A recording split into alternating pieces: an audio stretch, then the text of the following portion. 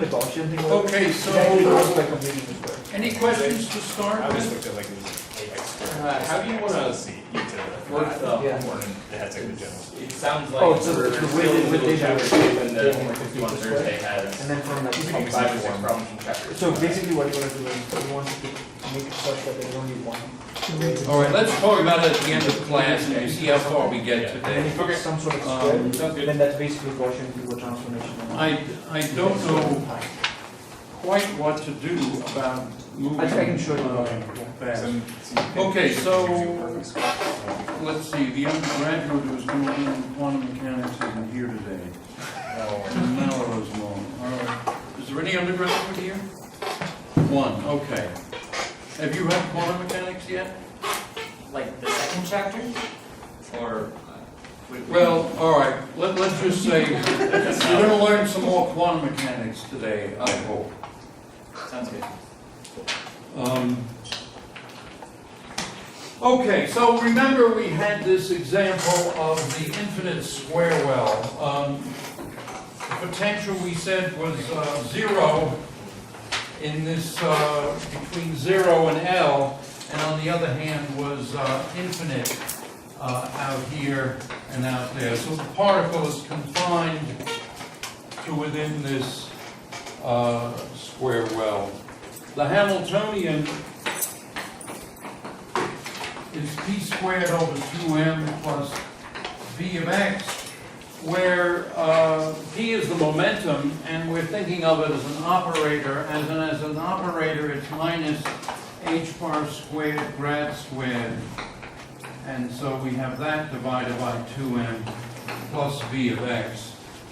And as I said to you last Thursday, the association of p with the gradient is that essentially e to the ia or minus iap over h bar takes the state x to the state x plus a. In other words, it's a translation operator. This is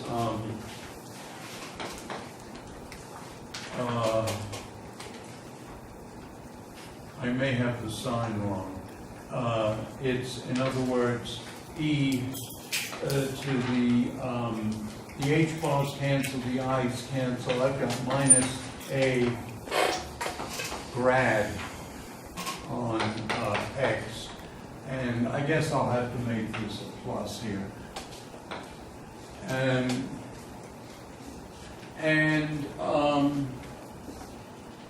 So the relationship between momentum and translations is at the essence of quantum mechanics. In fact, that's essentially what takes you from classical.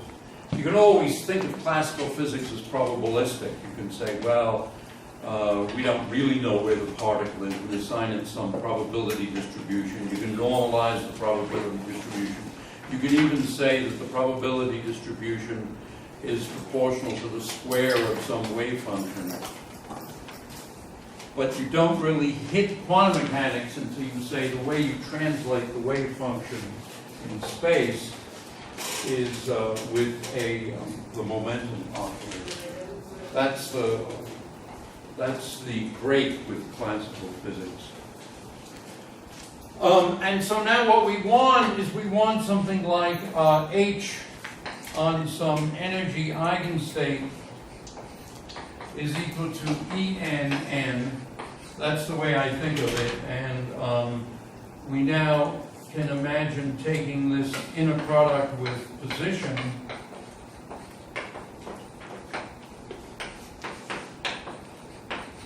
and xn is what we call the wave function psi n of x, and on the other hand this is minus h bar squared over 2m grad squared on xn, which is psi of x, psi n of x, plus v of x, psi n of x, equals en psi n of x.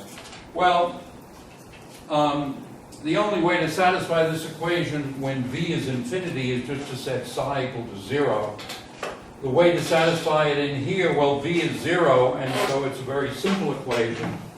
It's just minus h bar squared over 2m d2 psi, I'm dropping the n on psi, is equal to e psi of x, say. And well, I might as well put the n back in, because the solutions are pretty obvious. It's psi n of x is some sort of a sine function, and essentially any sine function will satisfy the differential equation. But what you want is a sine function that not only satisfies the differential equation, but also vanishes at the endpoints of the interval. Let's see, I think we need the It's good still. thing. And so to arrange that, we just say pi n x over L. So now when x is 0, the sign vanishes. When x is equal to L, it's sine of pi n, that automatically vanishes. And then we normalize it to square root of 2 over L, so that the integral of dx of psi n of x squared is equal to 1, and this is interpreted as saying that the probability that the particle is somewhere is unity. Okay, we now can figure out what En is. It's just given by this differentiation, and what we get when we differentiate this twice is we get pi squared n squared over L squared. And so what we have is h bar with a minus sign, so we get h bar squared over 2m pi n over L squared psi n of x with a minus sign. And so we get that En is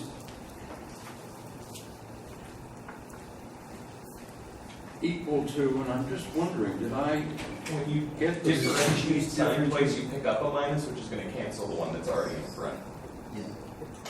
Cancel the one that's already. Yeah. On the left-hand side of your initial equation, before you. Oh, thank you. So we get what's in the book, namely, En is n pi h bar over L squared 1 over 2m. Okay, so that was you speaking up? Thanks. Now these eigenfunctions are complete in the space of functions that satisfy, let's see, that satisfy the boundary condition. In other words, functions that go to 0 at the endpoints. That space of functions is spanned by these functions, and so we can write an arbitrary function as a sum n equals 1 to infinity fn square root of 2 over L sine pi n x over L. So these are complete for the interval.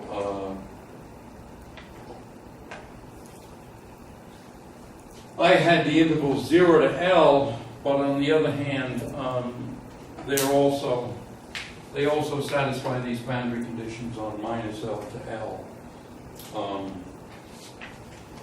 So what I next, I guess, want to discuss, although I wonder, in view of the fact that we're a little bit behind, should I go through these quantum mechanical examples in some detail, or do you want me to sort of sail over them quickly? You're not in the homework, right? It's a very utilitarian. All right, I mean, Sail over. Yeah, I agree. They're all in here. We can read them. really? I can only speak for me, but sure. All right, well, all right, let's hear from the undergraduate coalition in the back there. Do you guys want to, me to go through the quantum example? It's not necessary, they're fine. Okay. All right, well, you can look at the figures. Let's see, maybe I should at least say something about it. What we can start out with a wave function psi of x0 equal to square root of 2 over L on the interval x greater than L over 4 less than 3L over 4. So this is a function that looks like this, but the interval is 0 to L. So this is a function that is in class C minus 1 because it is discontinuous. It's piecewise continuous, but not really continuous. And so you see so I'll skip through and just say that the what the wave functions are. They're these coefficients. In other words, the coefficients are actually 2 over pi n, and then a difference of 2 cosines, pi n over 4 minus cosine 3 pi n over 4. And so this allows us to write the function psi of x, and I'm going to leave the time blank for a moment, as a sum fn, these being the fn's, and then square root of 2 over L sine pi n x over L. And now, so these are the coefficients, and now inasmuch as each of these functions that we're expanding in is an energy eigenfunction, it advances in time like this, e to the minus I en t over h bar, and so that's the function at time t. In other words, another way of saying this is that this is e to the minus I h t over h bar acting on some Fn energy eigenstate n and then position state x. That's what this is. And so this thing hits this and gives us sum on n x n Fn e to the minus I en t over h bar, where the en's, of course, are these guys here. All right, I see one blank undergraduate face, so I think maybe I've been going too fast here.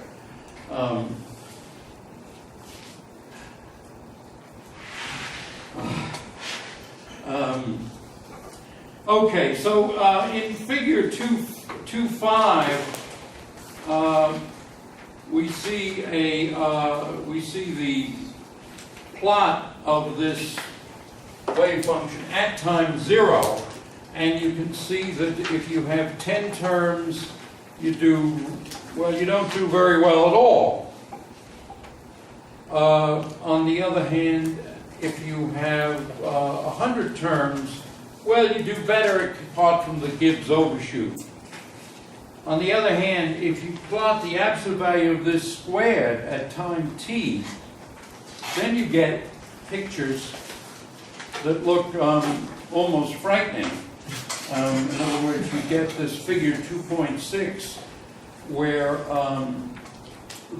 the wave function evolves in time from something that looks like looks pretty simple because it's just the absolute value of this squared times 0.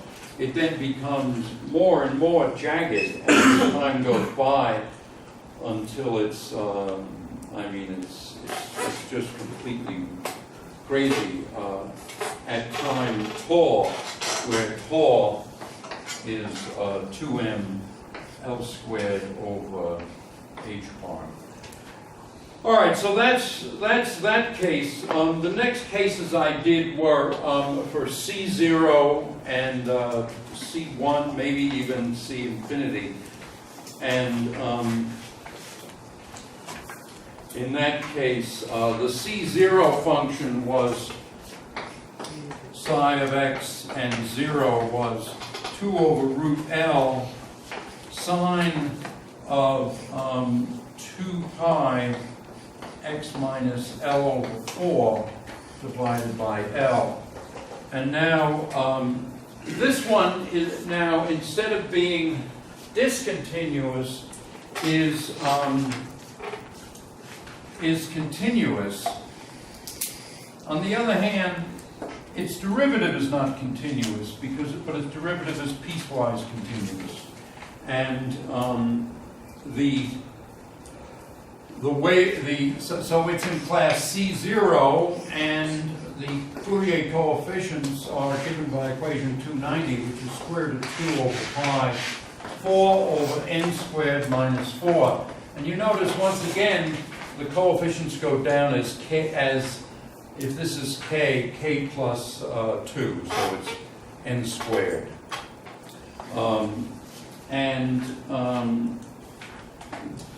This is, so let's see, where did I plot that? That's plotted in 2.7, and so something with 10 Fourier coefficients looks essentially like this. In other words, it's pretty good, with only 10 Fourier coefficients. On the other hand, as it evolves in time, it looks like this, which is much better than the one that was C minus 1, but still not exactly comforting. And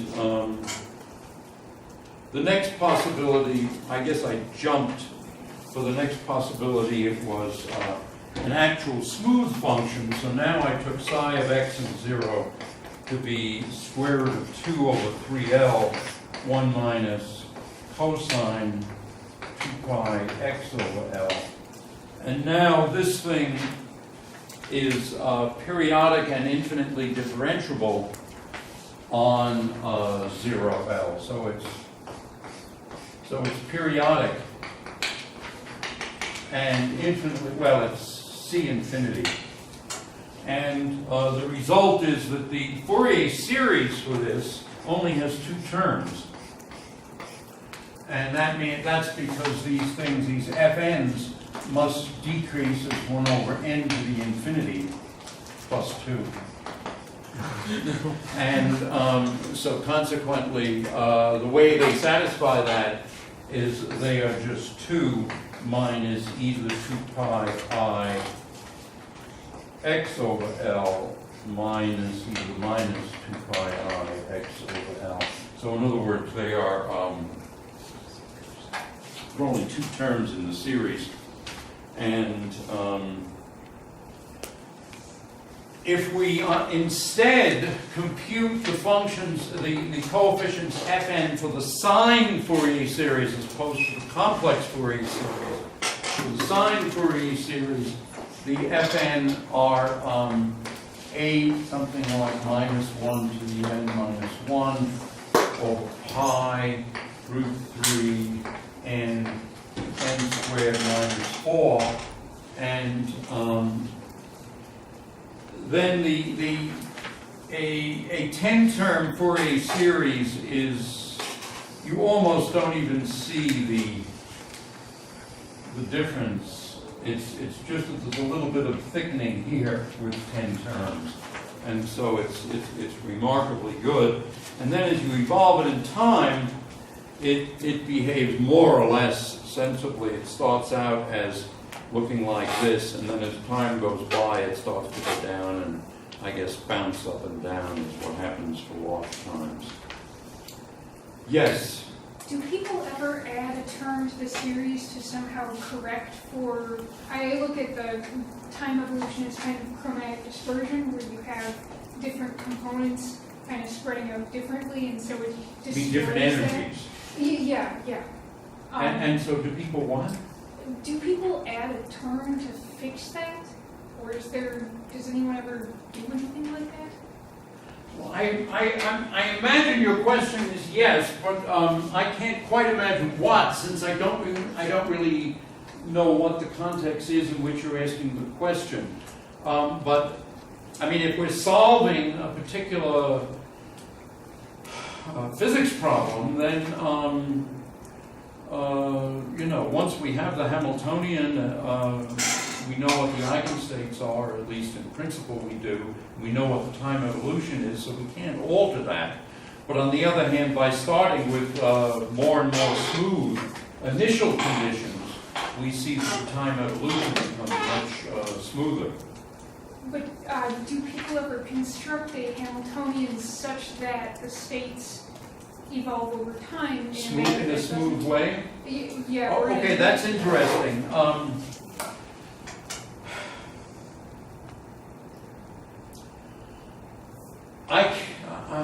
Nothing comes to mind, okay? But on the other hand, this is my mind.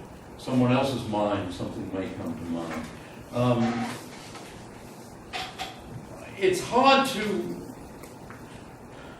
Well, there is a certain intrinsic discontinuity in this Hamiltonian, isn't there? Because the energy is zero and then it becomes infinite. So it is a little bit... Actually, at the very end of this chapter, we talk about the harmonic oscillator. We'll talk about the harmonic oscillator. Now, there's a really nice Hamiltonian. And so I guess, so the question is, if we redid the problem, starting with, say, a C-1 function, but with the Hamiltonian of the harmonic oscillator, time would evolve, the thing would evolve in time differently. The question then is, what would it look like? Interesting. That's an interesting problem. You might even make a paper out of it, I don't know.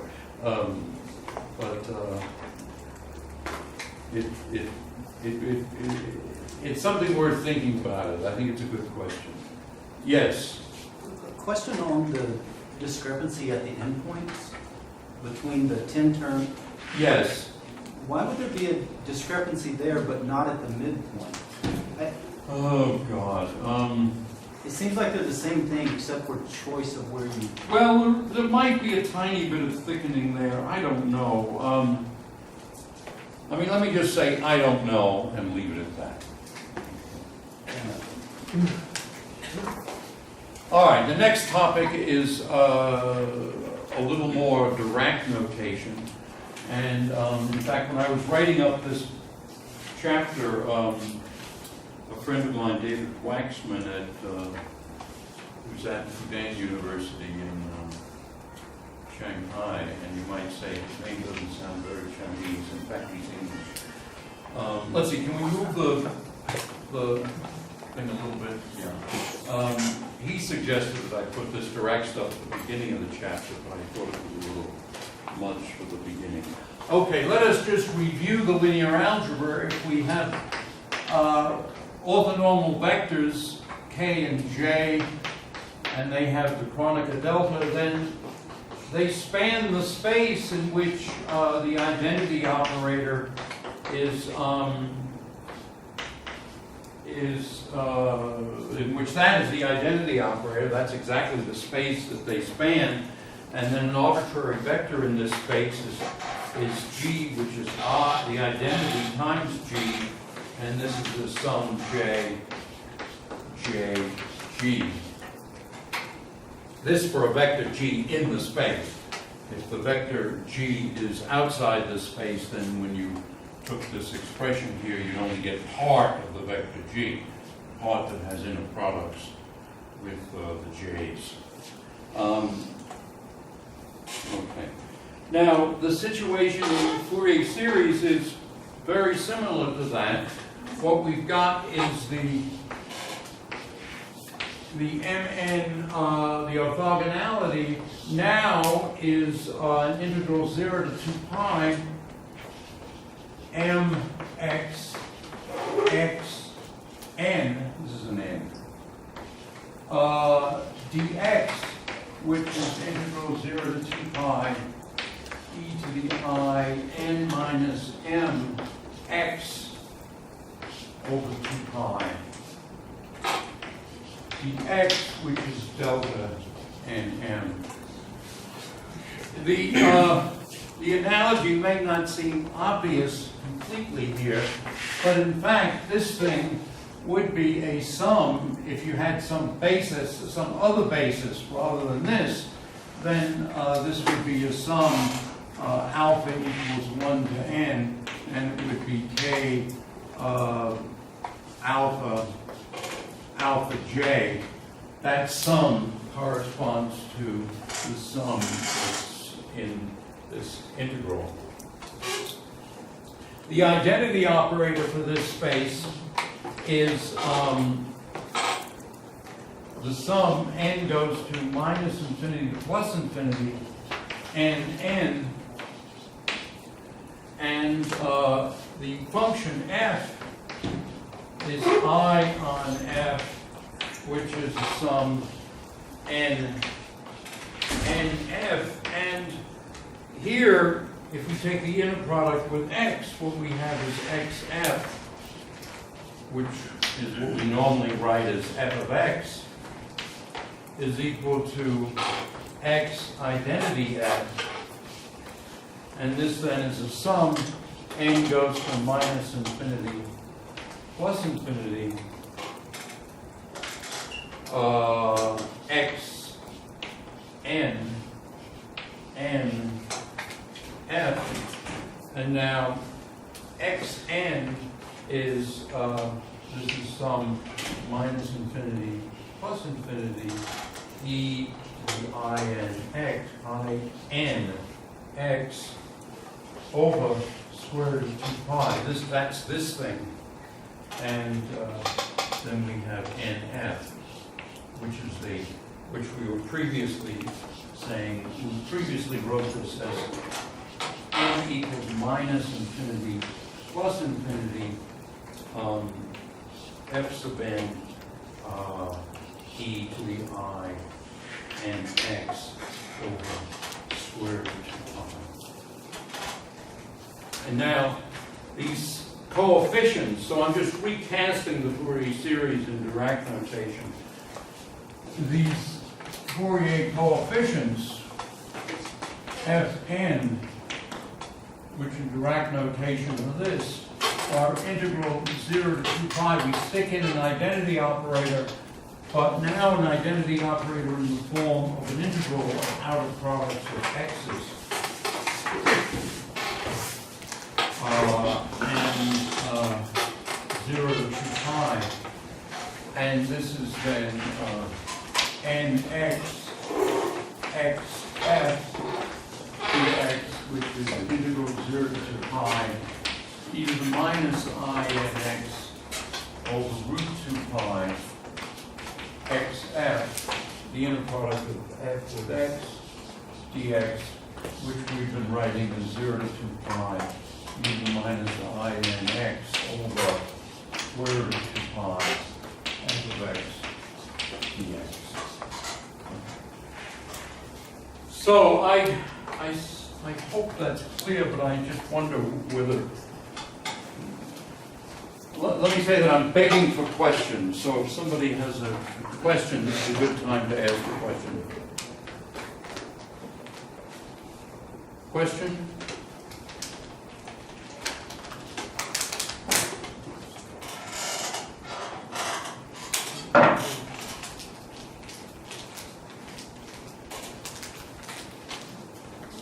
All right, well, this leads us to the to the issue of Dirac's delta function.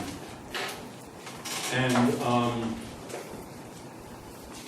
first of all, let me just say what it is. The delta function, so the delta function. And first of all, it's a functional. Function all, AL. So you take the word function, you use to add AL, functional. A functional is a map that associates with any function some number. And the number, well, let me just say number. And if, as an example, the delta function of x minus y associates with the function f of x, the number f of y. So maybe I should say the function f. So f is a function.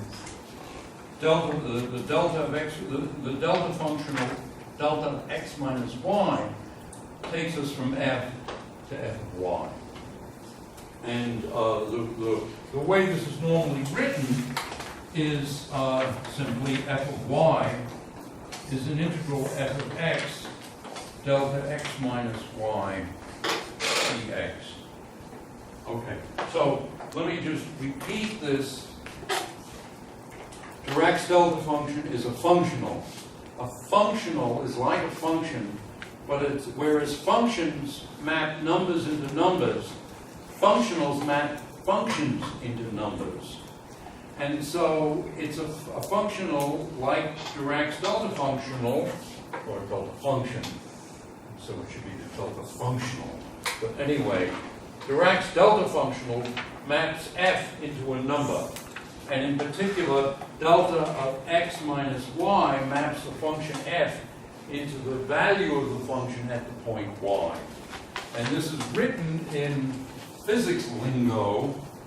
This is probably prohibited in the math department, but in the physics department, we write that as f of y is integral of f of x, delta of x minus y dx. And of course, the assumption here is that the range of integration, we're typically thinking of the range of integration going from minus infinity to plus infinity. And in fact, let me just say one other thing about functionals. The idea is that the functionals, as I said, map functions into numbers. Well, when mathematicians finally got serious about what Dirac was saying, they said, well, all right, to make real mathematical sense out of what he's saying, we should restrict our space of functions. And in fact, the typical restriction is the functions should be infinitely differentiable and vanish at infinity, or infinitely differentiable and go to 0 faster than any power of x at infinity. I mentioned before that there was a Russian mathematician who distinguished himself by writing in such a way that the reader could actually understand what he was saying. His name is Gelfand, and he died, I think, 5 years ago. But in any event, he wrote 5 books on generalized functions, actually, 5-volume set, and his space of functions were functions that were infinitely differentiable, but non-zero only over what he called a compact set. For example, in interval 0 to 1, closed interval 0 to 1, or minus 5 to 7 or something. And one of the first things he had to do in his volume 1 was to point out to people that, contrary to popular belief, these functions did exist. And because many people would think that if you had something that was infinitely differentiable, you'd form a Taylor series, and this would define the function everywhere. And he was able to point out that that was an erroneous generalization. All right, well, I've gone a little bit too long on that, sorry. So let's once again reinterpret these formulas by seeing that it's, in this case, 0 to 2 pi x dx. This is the identity operator. And then, well, I already wrote it down here. We can say Fn is n with f. So this is n. This is the identity right here, dx. And we get this relation like that. We could also write y, an arbitrary vector, as the identity operator times y, and that would look like this, integral 0 to 2 pi x y dx. If we now multiply if we go up to this relation here and multiply by the right by f and by the left by y, what we get is y I f, which is equivalently y f. There's an equal sign there. And this is, of course, f of y. So f of y is the inner product of y with f, and that's y, the identity operator f. And so that's integral 0 to 2 pi y x f dx. And now we can rewrite that as 0 to 2 pi y x f of x dx. But now if we compare a couple of these relations, namely this relation expressing f of y in this way with the earlier relation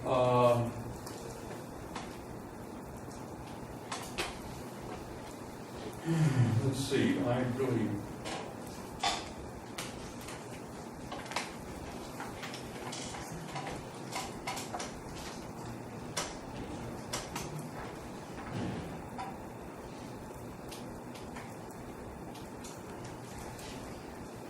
so what we're saying here, let me just do it this way. F of y here is integral 0 to 2 pi yx f of x dx. I think maybe the equations are numbered wrong. Now our definition of delta functions is this, a delta functional if you want, is that. So this is integral 0 to 2 pi delta of x minus y f of x dx. We see that the inner product of y with x we can identify as delta of x minus y. And that's in fact something that's, that makes a lot of sense. And in quantum mechanics, we think of this in the following way. We'd say that this is the state that represents a particle at x, this represents a particle at y. The probability of the particle at x that we know is at x being actually at y, well, that's 0 unless x is equal to y. And so that's a delta function. And this allows us to understand the Fourier series as, let's see, maybe I'll just write it here. F of x as a sum Fn e to the in x over square root of 2 pi. This is the sum n equals minus infinity plus infinity. Well, that's what we had here also. Fn is integral 0 to 2 pi e to the minusiny over square root of 2 pi f of y, and then e to the inx over square root of 2 pi, and then finally dy. And now if we rearrange this, and in particular interchange summation and integration, and when I do that, if we want to be mathematically correct, what we say is, well, remember these functions f are really well-behaved functions, and in fact, one can even take the view that they're infinitely differential or compact support. Compact support just means there's zero except on some compact set. Rearranging this, then, what we have is integral 0 to 2 pi, sum n equals minus infinity plus infinity e to the I n x minus y over 2 pi. So I've gathered together these two phase factors and the summation, and then I have f of y dy. And so this gives us an expression, and what we would say then is that this is really the delta function, or the delta functional. And so we would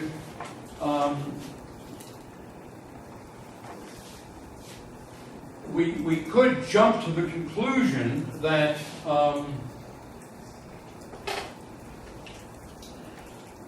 we could jump to the conclusion by saying that this is simply the delta of x minus y. But let's be a little more careful.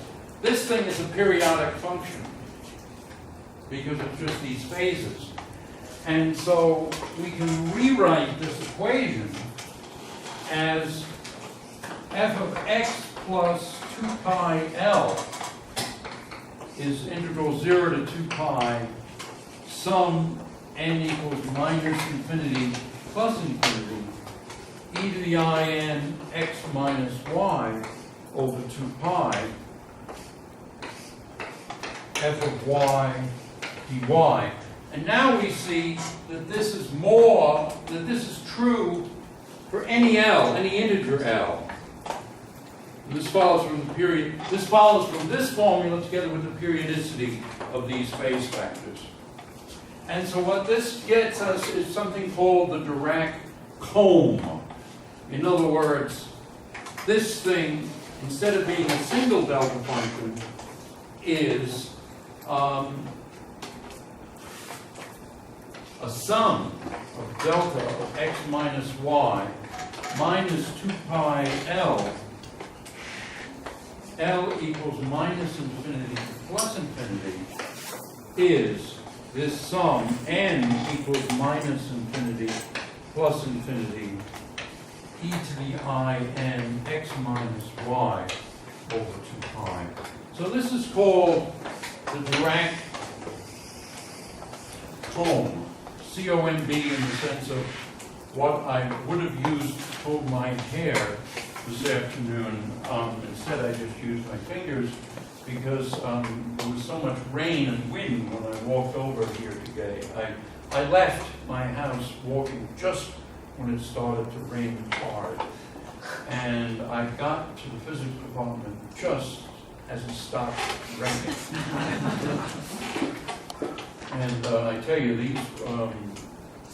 this global warming means, more energy in the atmosphere, and that means more storms, and it means more wind, more violent weather events, as well as just a general rise of temperature.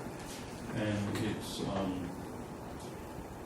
people, especially the 1%, the upper 1% of this country, of course, they all own the West Coast and the East Coast, and so they're always writing in learned journals about rising sea level, and because, of course, it would mean their properties would be underwater and less valuable. We'll probably go in a mile or so, typically.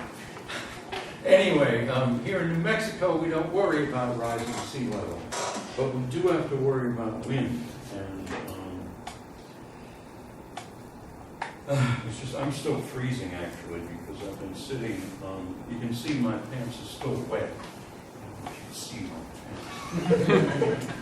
I've been freezing all afternoon.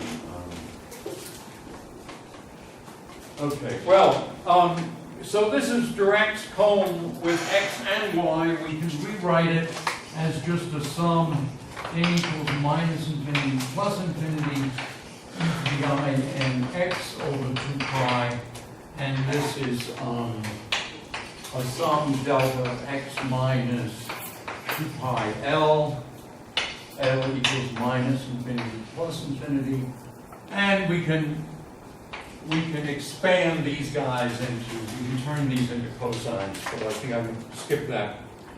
What you can also do is you can consider the stretched cone, and if you do the stretched cone, then it's n equals minus infinity plus infinity e to the 2 pi I n x minus y over L, and now this is the sum L equals minus infinity to infinity delta x minus y minus little l L. Probably a bad choice of notation. This L is a distance, this L is an integer, although I'm doing mathematics, and so everything's dimensionless the way I'm doing things, so both L's are integers. I did a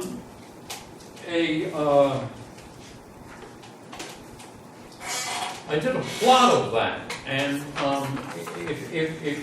what I did was the first 100,000 terms of the Dirac cone. So in other words, I did this expression here for I don't remember now whether I set this big L equal to 5 or I took this. Well, no, apparently I took the series just 2116. So I did this series, this one, and I did the first 100,000 terms.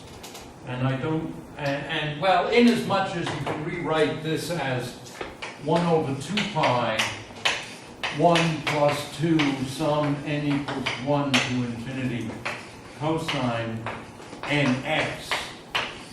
You know, e to the I n x plus e to the minus I n x is cosine nx times 2. I took this expression here and used, I guess, Fortran to do the sum, and then plotted it using MATLAB. And what I got were these spikes, and if you just look at it, you think it goes from 0 to 3.5, but if you look in the top, it's times 10 to the 4. So this is going up to 35,000 each peak. And so it looked, and I plotted it between minus 15 and 15. And so what I got was, well, if I go from minus 15 to 15, what I got was essentially something that looked like this.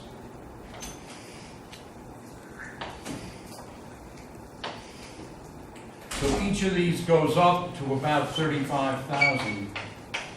It's, I also did the integral of this numerically, and of course what I got was 5, because it's about basically delta of it.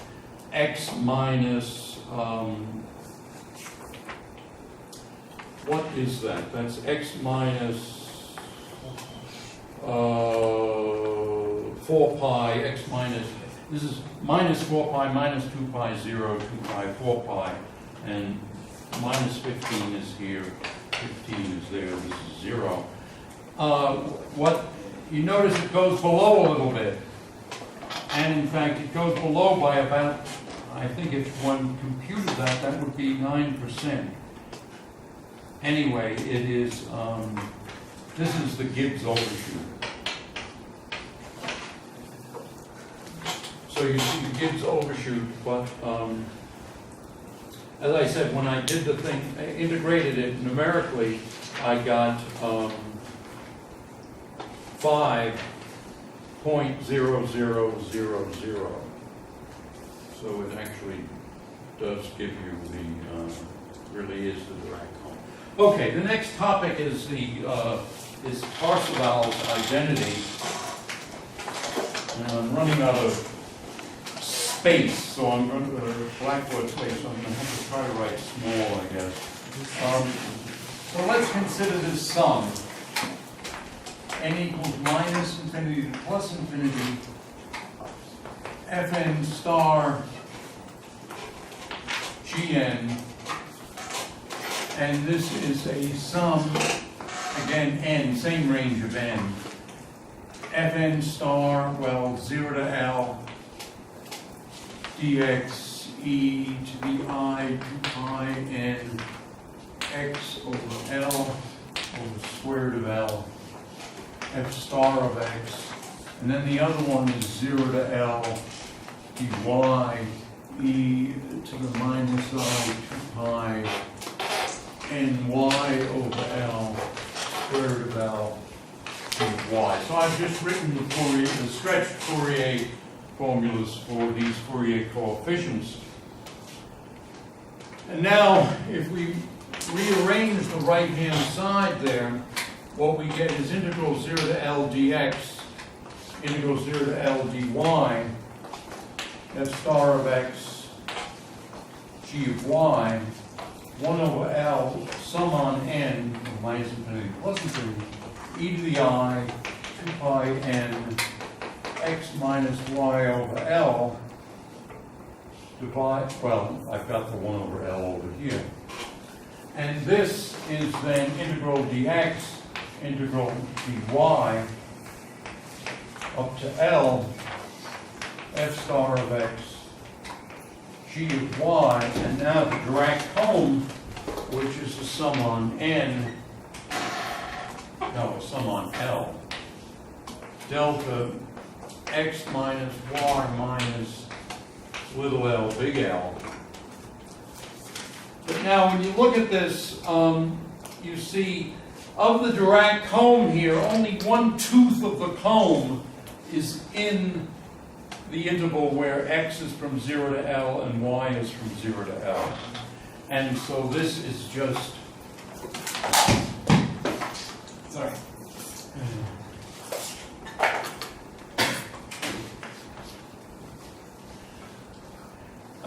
And so this is integral dx, integral dy, 0 to L, f star x, gy. There's only one part of the cone that counts, just delta of x minus y.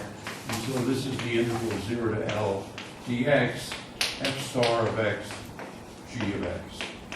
So this is our delta functional associated with the function, associating with the function g of y, just the value g of x. And so that's Parseval's identity, that the sum of the Fourier coefficients on a stretched interval is the integral of the functions on that interval. And that's called Parseval's identity. And in particular, notice that remember that I said to you that the natural space for Fourier series and Fourier transforms, well, one of the most natural space of functions is the space of square integrable functions. So this says, is the function is square integrable, let now f equal g, we've got sum of the Fourier series coefficients from minus infinity to plus infinity is equal to 0 to L dx, the integral of the function squared, the absolute value of the function squared. So this is the integral of the absolute value of the function. The integral. I asked my wife how to pronounce Lebesgue, and she said it was Lebesgue. She also said, well, no, I mean, it's, you know, it's a French name, and So did you French correct names yourself are... now? Huh? Like, did you, like, at the moment, did you say, like, something else, and then she said Lebesgue, and now you say Lebesgue, or... No, I spelled it for her, and then she said he's from Brittany, which is one of the northern provinces, northwestern provinces of France, and that it's pronounced Lebesgue, which I was glad to hear because I've been saying that for 40 years. But was never sure because it's just such a weird way to spell Lebesgue. I mean, Lebesgue, how would I spell it? Lebege. That's that would be. Okay. So as I said, delta functions are functionals. They map smooth functions that go to 0 at infinity, suitably smooth, and go to 0 suitably fast, into numbers. In particular, the rule, since they're like that, since they're infinitely differentiable, and since they go to 0 at infinity, you can do integration by parts, and the dreaded surface terms never show up, because no matter how many times you differentiate or integrate, the function still vanishes at plus and minus infinity. Yes? I think my question actually arises there. Generally, when we look at the Fourier series, I felt like we went from n equals 0 to infinity. From there onwards, or even from before, we have been doing minus infinity to infinity. Yeah, well, I've always been doing minus infinity and plus infinity. Okay, so is it only the real ones that have... Look at equation 2.2.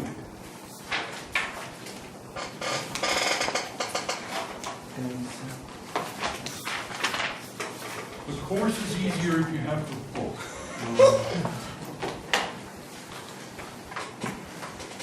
But for the real ones, for the cosine and the sine series, we do k naught. That's true. For cosine and sine, it's different, yes. Because the cosine and sine are, you know, either the inx plus or minus, or the minus inx, so you collapse the thing. Okay. But good question. You earned a candy.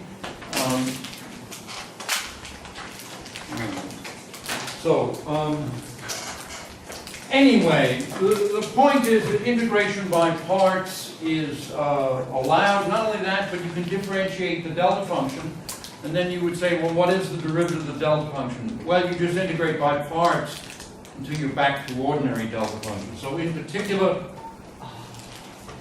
the integral of the nth derivative of the delta function, say x minus y times f of x dx, well, you just integrate by parts n times, throw away the surface terms because they're not there, and you get minus 1 to the n, delta x minus y, and now the nth derivative of the function f of x dx. And then that just gives you minus 1 to the n fn, and in this case, at y.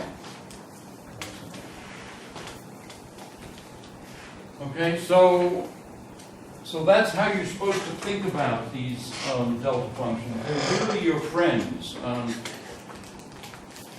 If you have some crazy integral over 9 variables and you have 6 delta functions, well, bingo, you're down to a 3-dimensional integral. And even better, if you have a 3-dimensional integral and 3 delta functions, you're done. So they really, Dirac gave us an enormous amount of help. Now, this particular equation here that apparently caused people to confuse people, well, this is one of the things that Dirac pointed out in one of his books, I guess his famous book on quantum mechanics, the one that he used to read to the students for his lectures at Cambridge. In doing some physics problem, this came up in the book on quantum mechanics, and he'd say, well, you might think that it's just a over x, but the trouble is you can't divide by x when x is 0. And so the possibility is you have to say plus b delta of x. And now why does this satisfy the equation? Because it says x f of x is then a plus xb delta of x. But delta of x automatically zeros the x. And so this satisfies the equation x f of x equals a. And consequently, if you also had the equation x squared f of x equals a, then you'd say f of x equals a over x squared plus, of course, b B delta of x over x plus C delta of x plus D, and now you can have delta prime of x. And the reason for that is that if you multiply through by x squared, you get x squared f of x is A plus xb delta of x plus x squared c delta of x plus, let me see, do I have this right? Okay. Okay. Plus x squared d delta prime of x. And now the delta function forces this x to be 0, so it goes away. This one goes away. This one is effectively it's minus 2x d delta of x, and then the delta of x forces that x to 0. So all of these guys are really 0, and so you're satisfying the equation. So that's sort of the way you're supposed to do the homework problem. Yes? Isn't the derivative of the delta function like delta function over x? So isn't that kind of redundant to have it? The derivative of a delta function, well, the way you find the derivative of the delta function is effectively, first of all, what is a function? Well, it's something that maps a function into a number. So if we have an integral, say f of x, delta prime of x minus y dx. So this is the x derivative of the delta function. Well, as I said, the way you interpret this is you do the integration by parts. So this is minus the integral of the x derivative, delta x minus y dx, and this is minus f prime of y. So that's how it works. Good question. Here is your reward. And by the way, these things I think have real sugar as opposed to this high fructose corn syrup, which some people say is not good for us. I don't know. I'm not a doctor. Anyway, the doctors don't know. But, okay. Any other questions? So as I said, this delta function stuff, it may, I mean, to some of you, of course, it'll be the first time you've ever seen it. In which case, just read the text carefully and think about it and make it your own, because it's something that is it's very useful, and it makes your life easier. It doesn't make things harder. It makes things easier. Yes? It's still a bit hard to see what the trend is. What the what? What the trend is when you go from x to x squared, because like you introduce that extra delta prime, but it sort of like cancels itself out, and you had like some minus 2xd delta x, but you already had x delta x there. We get what I'm saying? Like it seemed like it was a repeated term, right? Because that term turned out to be something like x delta x. So like the delta prime does not make sense to me easily. Well, you know, you're right. I mean, I could have, for example, had a 1 over x here maybe. So I could have maybe had this. Because then when you multiply through by x squared, you would have gotten dx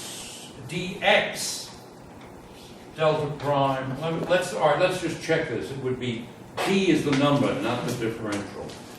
And then as we differentiate, no, you see, this would not have worked, because this would have been minus d delta of x. But that's not 0. There's no x there. So my question was that. Okay, but this is an answer then to the unasked question. Okay. So in other words, you can't add, you can't divide here. No. You just do this. So in other words, in order to test it, you go back to, you multiply by enough powers of x to go back to the original equation and then see what you've got on the right-hand side. And if you've got something that has a delta function in it, then you say, whoops. Okay, now somebody had a, Why do we want to be able to take the derivatives of it? I don't see of the why. delta function? Yeah, or of this or that x squared f of x to be true. I don't understand why it's necessary that we be able to take its derivative. Well, the reason is that, so let me just fix this so that I get it back to the correct answer here. So it was what? Just Delta prime. it was d delta prime of x. Okay. So the point is that this gives you a solution for f of x that is the general solution of this equation, x squared f of x equals a. What's the most general solution? The most general solution, unless I've left something out, is this expression here. And in fact, Waxman and a friend of his named Peck were working on, I think they were working on genetics. Waxman does, they both do theoretical genetics.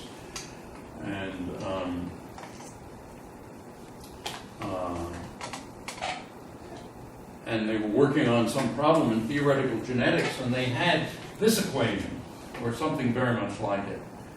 And what they showed is that if you just use this solution, you got the wrong physical answer, biologically wrong answer for this genetics problem. Whereas if you put this in, bingo, it worked, and things worked. The reference is in the book. It's Waxman and Peck, 1998. So that would be a good answer to your question. I mean, all I know is this is the general solution. Or you could look in Dirac's book. The Peck reference is, I don't know, science or nature. In fact, they were, we have in some departments, it's a fetish about getting papers into science and nature. I don't particularly nourish this fetish because there's almost never theoretical physics, particle theory, or particle physics in science or nature. So they're mainly journals of biology. Of course, there's a lesson there. Biophysics is a very rapidly growing field. And so some of you might think about doing biophysics. In my view, the theory of biophysics is sufficiently simple that I don't understand why theoretical biophysics makes a great deal of sense. And so the thing to do, I think, is to go into experimental biophysics and then just work out the theory yourself, or ask some theorist who's a friend of yours to help you with some obscure problem. But I think experimental biophysics is a very good field to go into, and we have some very good people here in that field, in particular Keith Lidke and his wife Diane. Diane's more on the biology side, he's more on the physics side. All right, so let's turn the... I'm really sorry. Oh, let's see, did I give everybody his candy? It's funny, I throw better with my left hand. Maybe it's that I'm more cautious when I use the left hand. Okay, yes. So, I mean, to thoroughly beat a dead horse, I still don't see why you've introduced the delta prime, at all. Because it works. Okay. But you did get it. I glanced through Waxman and Peck, but I didn't see. Oh, they didn't have the delta prime one. Oh, they didn't have it. I don't think so, no. Okay. Yeah, because I It went was to a the- science paper. You couldn't have a derivative of the delta function in science paper. Okay. All right. Yeah, I didn't see the motivation for this, and I don't immediately see why it works. Like, it seems like it would work as well if you left the delta prime off. You just didn't have it at all. But the point is, you want the most general solution. If you can put it in and still be right, that's the general solution. But it's a general solution to this equation, not that equation. Yeah, but This equation is just the general solution to this. But couldn't you still continue adding further derivatives of the delta function and then also To this one? No, you Yeah. couldn't. That's No, exactly no. what he's saying. All right, turn the camera around so we can get this. Okay, so let's go to the Waxman-Tek equation. Suppose you said that f of x was a over x plus, what did I say the answer was? Plus b delta of x plus, what do you want to say? C? delta prime. Sure. Okay. Now, what's the equation we want to solve? It's x f of x, so we multiply by x, we get a plus x b delta of x plus x c delta prime of x. But what's delta prime? Delta prime effectively is something that tells you you've got to integrate by parts. When you integrate by parts, you get minus c delta of x. Now you've violated this equation by an infinite amount at the point x equals 0.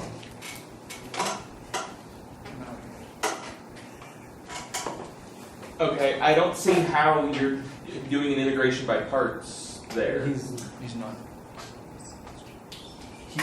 Well, Right? Because, I mean, that's just some derivative. It's not. It's all not. right, integral. okay. All right. The point is that the solution to this equation is to be sought in the space of generalized functions. Mhm.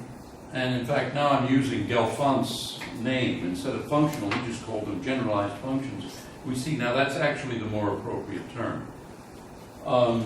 And so we want to find it in the space of generalized functions. And so in the space of generalized functions, this is it. But now delta prime of x is just automatically, in other words, if we use this thing in the equation, Mhm. and of course that's what we always do, then let me try to erase some of this.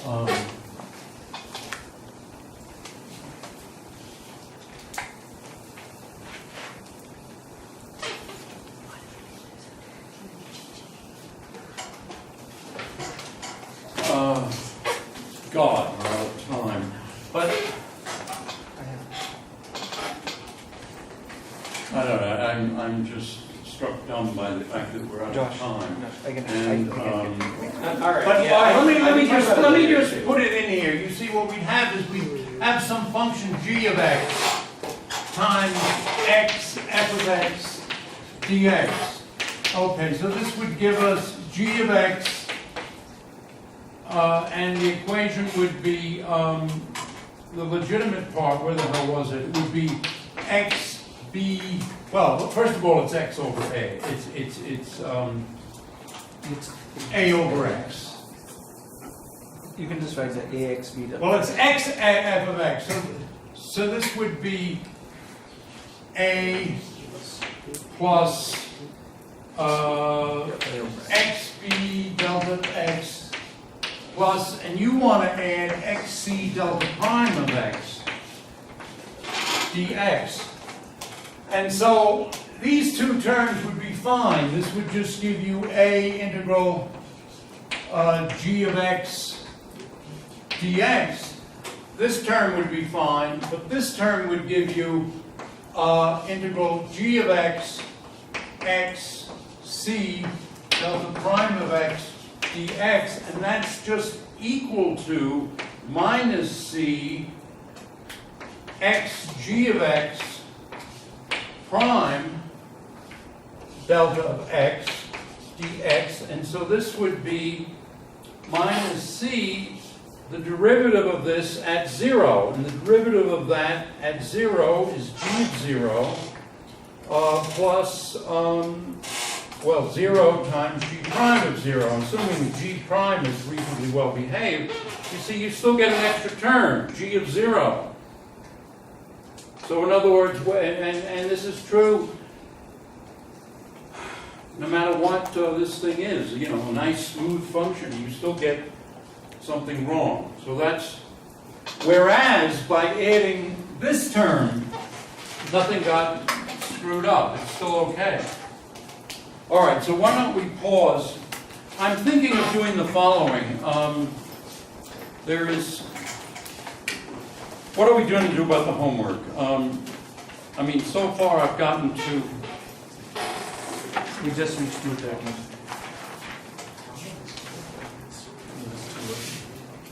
Oh, so I was thinking if we could do that question again, because that was in the last homework. Yeah, this question was in the homework due Friday, right. and I just understood it. So you want to redo on that problem? Yeah, I'm pretty sure my last answer is wrong. All right, but I mean, it's, you could, all right, before we decide whether we do a redo, why don't you ask Keith if he's grading that problem? Because I told him that he didn't have to grade every problem of every student, although we should grade the same problems for every student, otherwise it'd be unfair. You grade the first two for these students and the last two for those students. That'd be unfair. What I'm wondering about is, do you want me to do a little bit of, I could hang around until 7 and give you the basics of Fourier, of the next chapter? Shall I start the next chapter? I see a thumbs up back there. All right, so let me do a little bit of that. And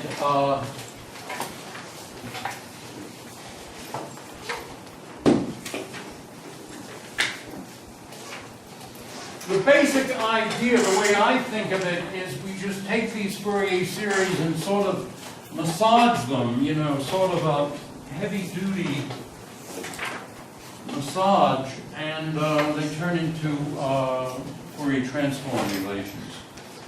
So let me start over here. The Fourier series relation, of course, is f of x is a sum on n, minus infinity plus infinity fn, and I'm doing the stretched one, plus I, 2 pi n x over L, square root of L, and then the inverse transform is fn is minus L over 2 f of x e to the minus 2 pi I n x over L over square root of L dx. So these are the Fourier series relations for a stretched interval. And what we do is we're going to use a function called nearest integer function. So this means that the nearest integer to y, and if it's basically if y is, it's n if the absolute value of y minus n is less than a half, say. So in other words, you have a real number here, y, and you find the integer that's closest to y. And so that's n. If y, you just find the integer n that's closer, that's as close as, and if you want less than or equal, trouble with less than or equal, you get then a fight over which integer. But basically that's the idea. And so then what we're going to do is we're going to turn this function fn, f sub n, into a function of y, which is f hat of y, which is f sub nearest integer. So in other words, we have that defined for each integer, and now we've redefined it as a continuous function. Or it's actually not continuous because it jumps from one value to another as y that jumps. But anyway, it's a function. And now what we have is that, What does the hat mean? it just means something, some other function, something else. You know, another, instead of going from f to g or L, And so f hat of y then, we're defining as f of that, and so this is equal to f sub n when y minus n is less than a half. So we can write this Fourier series as an integral. We can say f of x now, which is sum n equals minus infinity plus infinity, integral from n minus a half to n plus a half, f hat of y, e to the I 2 pi, nearest integer to y, x over L, square root of L dy.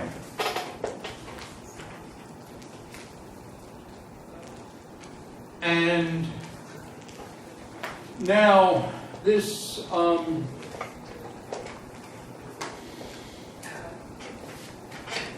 this thing we can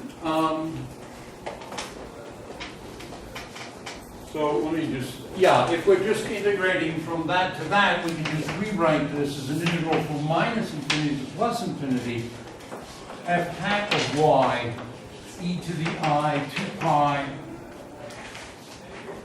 nearest integer, x over L, square root of L dy. So we've written this almost as a Fourier transform. And now what we realize is the absolute value of e to the I 2 pi y x over L minus e to the I 2 pi y x over L. This is something of the order of pi x over L. And so for fixed L, we're letting for fixed x, we let big L go to infinity. So these two things are essentially the same.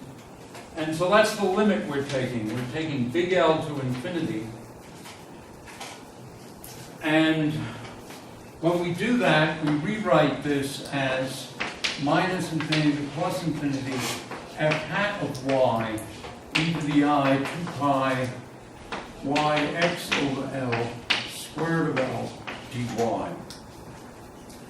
And now there's one more step. We change variables and we say let k equal to 2 pi y over L, or y equal to L over 2 pi k, and then we get f of x equals integral minus infinity plus infinity, f hat of lk over 2 pi, e to the I kx over square root of L, L over 2 pi dk, and this is then integral minus infinity to plus infinity, square root of L over 2 pi, f hat lk over 2 pi,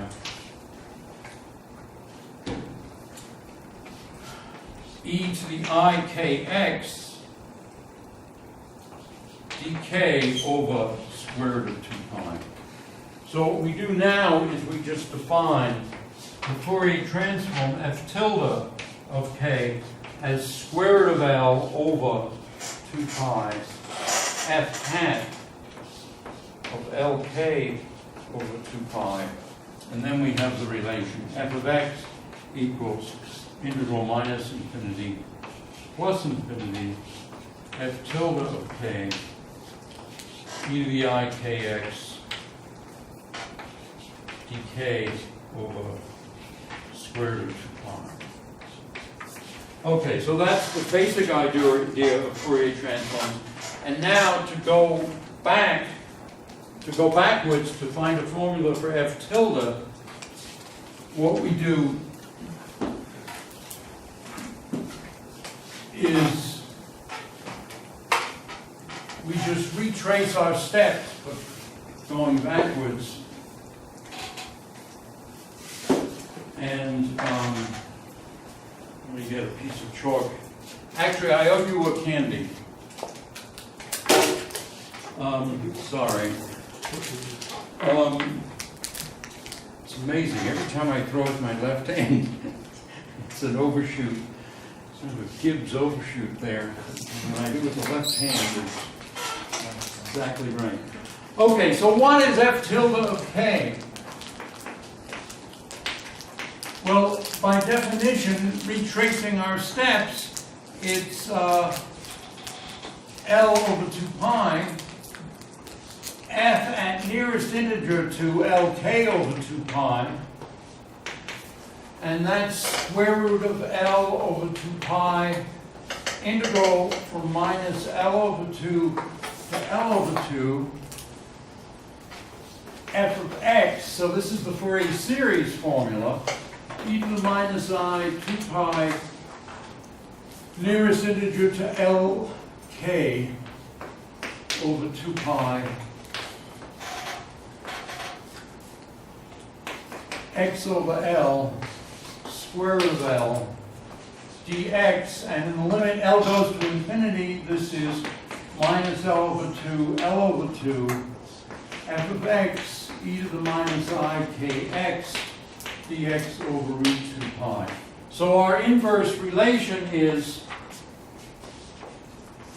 f tilde of k is f of x minus infinity plus infinity, letting L go to infinity, minus I kx dx over root 2 pi. And that's that one. The other relation, of course, is the one we started with. F of x is minus infinity plus infinity, f tilde of k in the I kx dk over square root 2 pi. Okay, so these are the Fourier transform and inverse Fourier transform relations. And there, I think I'll stop at that point. So somebody turn the machine off. Okay, good.